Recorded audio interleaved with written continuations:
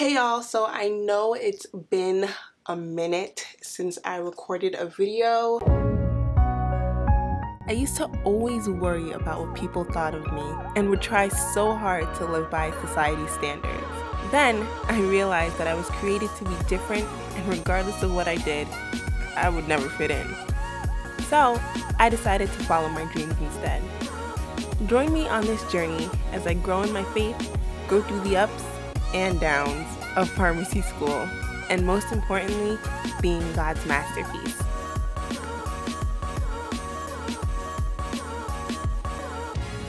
So in this video, I'm going to be answering questions. I'm going to be answering emails that I have not gotten to.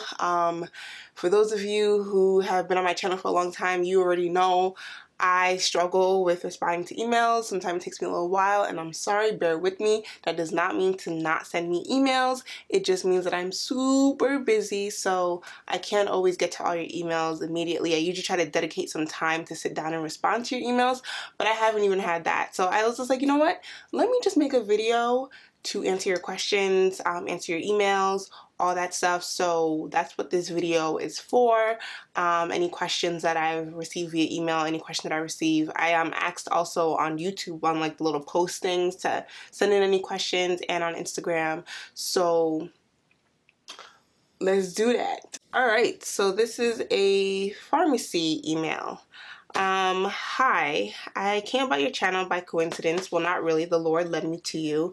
I saw all your journey and I had the same struggles and I still have them.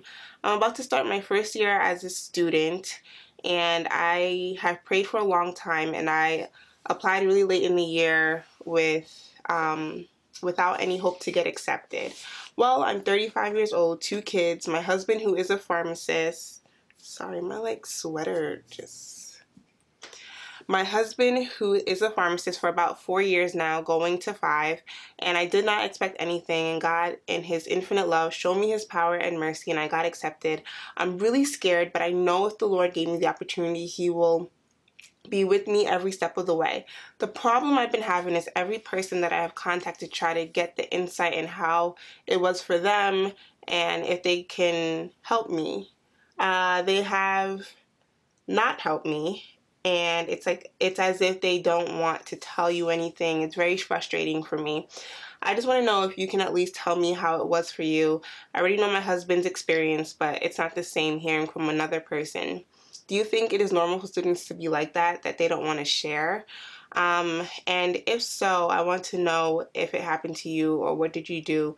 Thanks. I hope everything is going well. Well, hello, and thank you for watching my channel. The only thing I can say is to why people probably have been like that is just probably because they're busy, or a lot of students, or even pharmacists are kind of at a point where they're kind of scared about the future in terms of pharmacy and don't feel like there's a lot of jobs and feel like it's saturated. So they kind of don't really give a lot of encouragement to go into that field. But those are just some reasons. I don't know the individuals whom you've tried to talk to, but yeah, I don't know why they wouldn't want to share that information with you though. But anyways, you found my channel, so I'm gonna help you out. All right, so one thing that I will say is you want to know about my experience with pharmacy. So when I first started, I transferred into my program, so a lot of the students here were already here for 2 years. So that was a big adjustment because everyone had their friends, everyone knew each other, so it was a little scary for me. So I don't know how your program is set up, so I don't know if you're going to be starting all together with the students or if you're going to be starting a program, like a 6-year program at the pharmacy portion, so the P1 year. Either way, there are going to be new students starting. There will be other transfer students or however your school sets it up. So that was something for me that was meeting people. So I didn't really know anyone. It was kind of just me. And it was great that I decided to live on campus because eventually I got really close with my roommates and we studied together, do stuff like that. But I also met 2 other individuals. And so we became really close. We studied together. We do everything together. So the hard part for me was just adjusting and getting to know people and also recognizing my study habits for pharmacy school, because it changed from undergrad. So like in undergrad, I studied by myself all the time. I talk about this in a lot of my videos. And then in pharmacy school, that's not what's helpful for me now. So I have to study together to really help understand the material. So that's what I do. And I would just have to say that's the biggest adjustment of figuring out what works for you study-wise, and also like meeting people, because it's a new program. So that was like the hardest thing, I would have to say. The transition is hard. You know, pharmacy school is not like undergrad classes. You know, the pace is faster. There's just a lot you have to do. So I feel like that was really hard for me to just kind of like get used to that. But once you like get into your rhythm, once you figure out what works for you, you'll be fine. So I'm not even like worried about that. And you shouldn't worry about that either. So yeah, I have plenty of pharmacy school videos. I even have a playlist that I will link above here, so you can like watch those videos where I kind of talk about like everything more in detail. If you feel like I haven't like answered your question, you can comment below and ask some more specific question, or you can email me. So I hope that was helpful. The subject of this email is broken heart. Hi, I hope you are well. I am a subscriber to your channel. Thank you. And I was just watching your video on how God helped. I was just watching a video on how God healed your broken heart. Ooh. I wanted to email you to tell you that my now ex broke the relationship of 2 years about a month ago, and I have severe anxiety due to this pain, shock, and heartbreak. Oh, I'm so sorry, girl. I feel like all my praying and watching Christian videos on this topic are not taking away the pain and anxiety. It's also making me super tired and just wanting to sleep all day. I stalk my ex all day and night. It's so unhealthy. Please pray for me. I feel so weak at this point, and I can't see the future where I'm healed and free from this darkness and pain. Ooh. Ooh. Wow, I definitely, I feel for you. For real, for real. This is hard. Everyone deals with heartbreak differently. Some people are very like, cut it, cold, out their life, they're done, they don't want to see the person, they've moved on. Some people, that's not me, by the way. Some people like me, like go through it for a really long time. And I remember I was at a point where I was like stalking my ex's page like all the time, especially like a little after the breakup, like around like a month. Like at first I was like, no, I'm not looking at nothing, like no. But a little after, I began to like look on his social media a lot, and it was bad. So I understand that when you say that you stalk your ex and it's unhealthy. It is unhealthy because it does not help with the healing whatsoever. And I think what's really important here is it's good that you recognize that, because some people don't see a problem with that. I at first didn't see a problem with that, but I had to realize that it wasn't helping me to grow. It wasn't helping to heal my heart. So I had to talk to my friends about it. I would encourage you to just like block your ex on social media. And I know it's difficult if their page is public, because then you could see it even if you block them. Like you can just like search them on Google, their Instagram, and their Instagram can pop up. I just remember in my last conversation that I had with my ex, I actually asked him to block me on social media just because it was just really hard for me. And he understood, and he did. And I'm not saying you should do that, because you shouldn't communicate with your ex. But what I'm trying to get at is that you should try to like figure out what you can do to not stalk his page. Yeah, you said you feel like all your praying and watching Christian videos are not taking away the pain and anxiety. It's gonna hurt. It's gonna hurt for a while, and those videos and like like the praying is not, it's not always going to take it away immediately. And I got to a point where I realized, like, okay, this is not going away. What can I do? And that's when I started my YouTube channel. That's when I started really focusing on Be His Masterpiece, making videos to help other individuals. And that was birthed out of that pain and anxiety. So I would encourage you to, don't necessarily pray and ask God to take away the pain, but pray and ask God to show you what you need to do in this time of hurting, what it is that you can learn from this heartbreak. God certainly makes the broken beautiful, because my heartbreak taught me so much about myself, and it's just, opened up a lot of opportunities for me that I didn't even think I could have. Don't get me wrong, it still hurts every now and then. Like, if you truly love a person and they were near and dear to your heart, like, you're not just gonna forget them. Like, that doesn't happen. I'm not gonna sit here and tell you that you're gonna forget your ex. Like, you never will, probably, but you can grow and learn from it. And you can, instead of, having pain, I kind of just look back at my experiences and I'm like, wow, like, I learned a lot from that. It hurt, but I learned a lot from it that I'm thankful for, and I'm excited now for my future. I look at it this way, like, if I was so in love with the wrong person, imagine what it's going to be like being in love with the right person. So I'm just excited for my future and, who God has for me. I will be praying for you, and I just pray that you just take the time to reflect.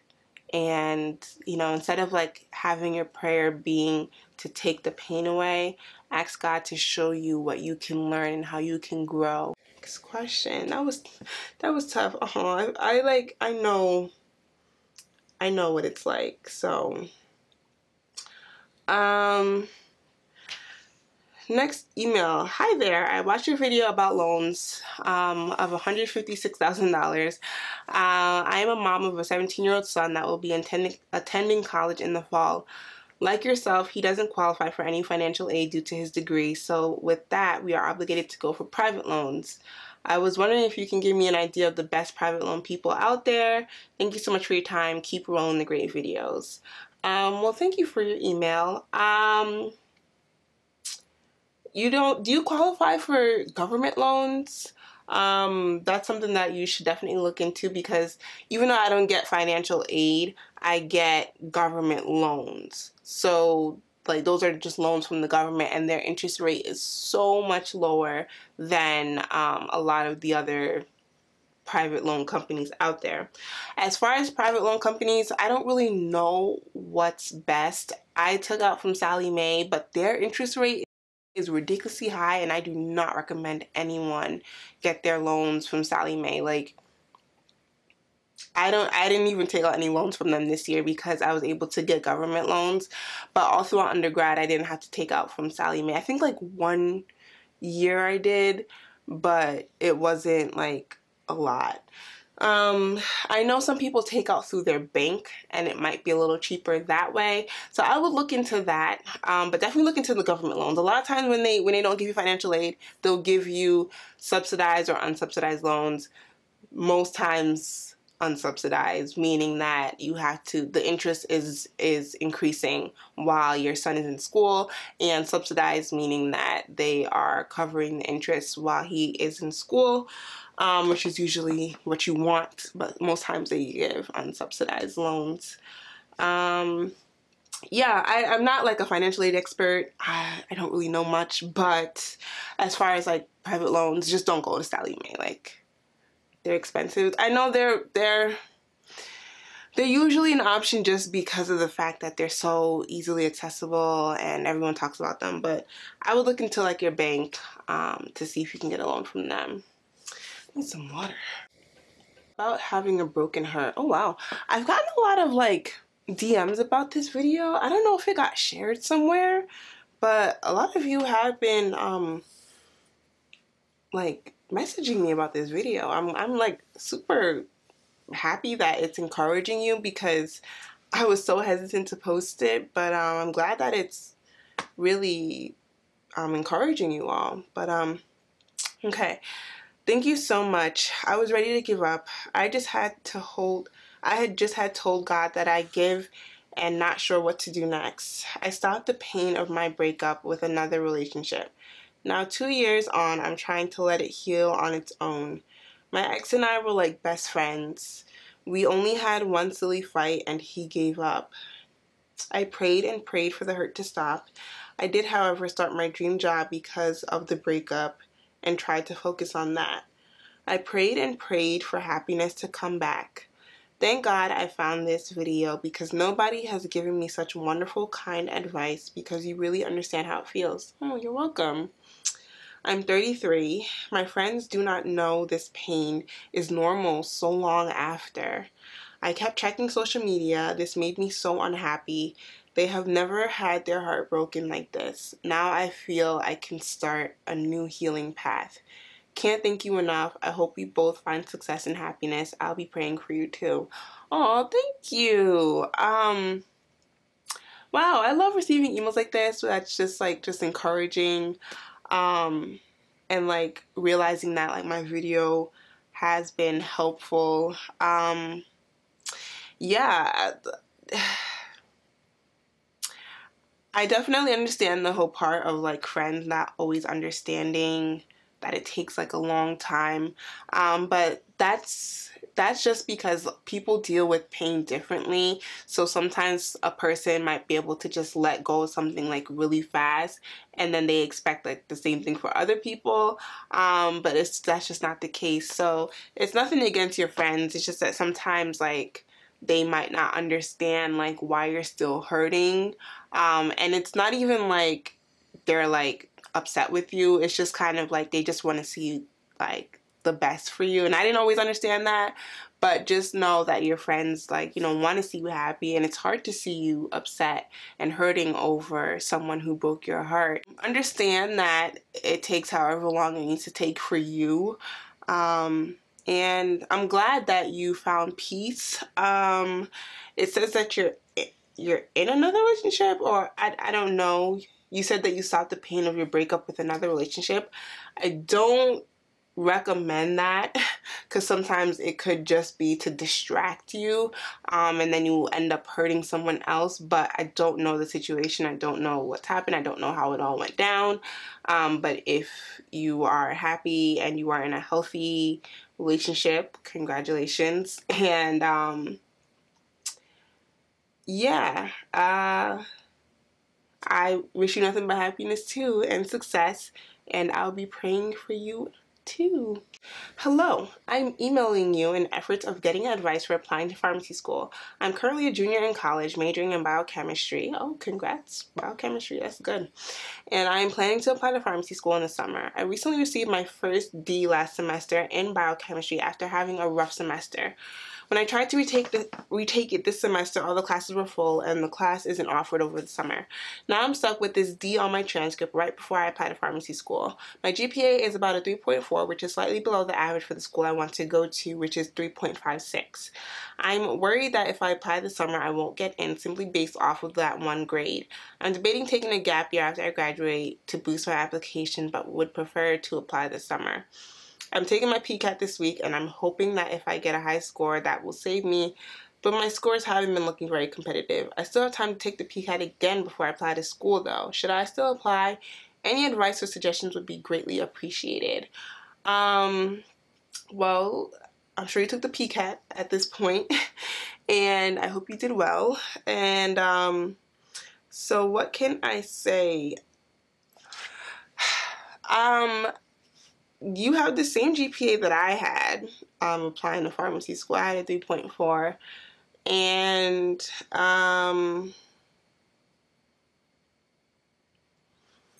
you have a D on your transcript. The only thing I'm thinking is I don't know if biochemistry is one of the required courses for your program, because if it's not, then I would encourage you to still apply this summer. But if biochemistry is one of the required courses, I would still encourage you to apply because that's just one class and your GPA is fine. I would still apply, depending on your PCAT, and even still, like, I had a 3.4 and a terrible PCAT, and I still got into pharmacy school, and I only applied to 2 schools. So if you apply to like a couple schools, I would, you know, kind of just see what happens. What's like your extracurricular activities like? Like, are you involved? Can you be able to explain why you got a D if it is asked? But yeah, I would just call the school or look on their website and see if biochemistry is one of the required classes, because I know at my school it wasn't, because they offered it. Like, you had to take biochemistry, but since I took it, I was able to waive it. Yeah, I hope that helps. If not, comment below or email me again and we can talk privately. Hey D, I hope you're doing well. I am a pre-pharmacy student. I absolutely love your videos. They actually got me through a rough point in my life. Last spring, I applied to pharmacy school, but unfortunately I was not accepted into the program. But I did not give up. I applied again a few weeks ago and I got an email yesterday for an interview. Praise God. Through this process, I definitely learned of God's timing and how we as people expect God to show up when we want him to, but that's just not how he works. LOL. That's right. With that being said, I want to know if you had any advice for my interview coming up on February 15th. What day is it? Oh my gosh, it's March. I thought I responded to this email. If I didn't, I am so sorry. Also, if you have any sample questions or questions that interviewers would ask, I would take them with open arms. Anything helps. Thank you so much. If I didn't respond to your question, I am so sorry. I am so sorry, because your interview has passed, which I'm sure you probably did well on. If anyone else has this question, hopefully this can help. I did a whole video about the pharmacy school interview, so I don't really have much more I can say here, but all I can say is to be yourself. Make sure you do research on the school, so that way you can like add little things as to why you really like the school compared to other pharmacy schools, because they're going to ask you that question. And you know, practice the interview with someone, ask a friend, ask a coworker, ask your parent. That can help.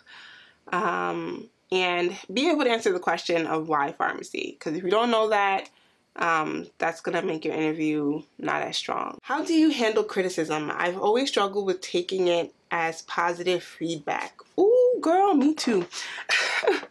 I've struggled with that for so long, and it wasn't until recently that I started to change my perspective on criticism. And I did a video on that. I'll link it above here, but I also will still answer in this video.